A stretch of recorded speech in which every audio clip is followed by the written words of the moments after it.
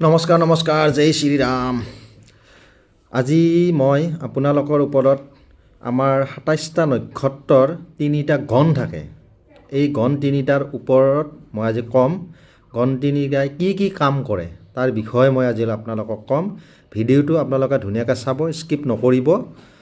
ভাল লাগিলে চাব, বেয়া লাগিলে বাৰু ঠেলি দিব, কথা নাই, কিন্তু আপুনি চোৱাটো বেছি ভাল আৰু আপোনালোকে জানিব পাৰিব। যিবিলাকে নাজানে সেইবিলাকে জানিব পাৰিব। গতিকে গণ থাকে আমাৰ ৩টা, এটা হ'ল দেৱগণ, নৰগণ আৰু ৰাক্ষসগণ। গতিকে এই ৩টাৰ কাম কি মই আপোনালোকক আজি বস্তুটো কৈ আছোঁ।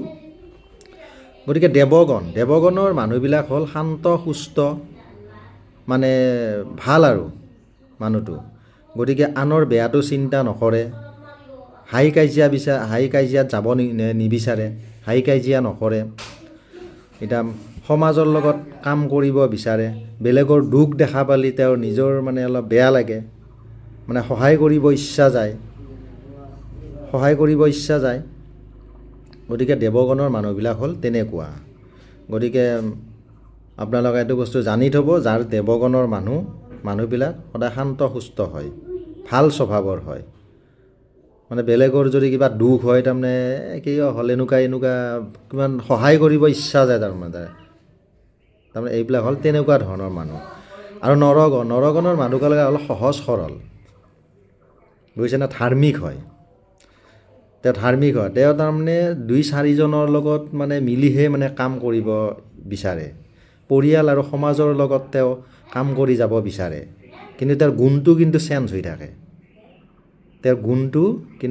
থাকে, গুণটো মানে কেনেকুৱা গুণ, কাজিয়া পেচালতো তাৰমানে অংশগ্ৰহণ কৰি দিব পাৰে তাৰমানে এনেকুৱা। কোনোবাই যদি বেয়াকৈ কয় নহয়, তেওঁ কাজিয়াও লাগি যাব তাৰমানে। নৰগণৰ মানুহ হ'ল তেনেকুৱা। গতিকে যাৰ নৰগণ সি চাই ল'ব। আৰু ৰাক্ষসগণ মানুহ হ'ল সদায় খঙাল, তাৰমানে বিৰাট খঙাল, বুজিছেনে। সিহঁতে এনেকুৱা মানুহ, সিহঁত নিজৰ মানে বলৰ জোৰত তাৰমানে সিহঁতে কাম হাচিল কৰে, বিৰাট ভোগ কৰিব পাৰে তাৰমানে, বহুত ভোগ কৰিব পাৰে তাৰমানে, একদম মানে আচৰিত।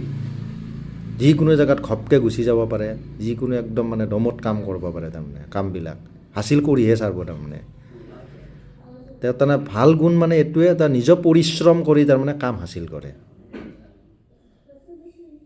আৰু ক'ৰবাত যদি কোনোবাই কিবা যদি বেয়া বেগিয়ে কয় নহয়, একদম কাজিয়া পেচাল লাগি যাব পূৰা, একদম মাৰি লাগি যাব পূৰা, বেয়া ঘটনাও হৈ যাব পাৰে তাৰমানে এনেকুৱা। তাৰমানে ৰাক্ষসগণটো, যিবিলাকে ৰাক্ষসগণত জন্মিছে, গতিকে আপোনালোকৰ কাৰোবাৰ যদি ৰাক্ষসগণ চাই ল'ব।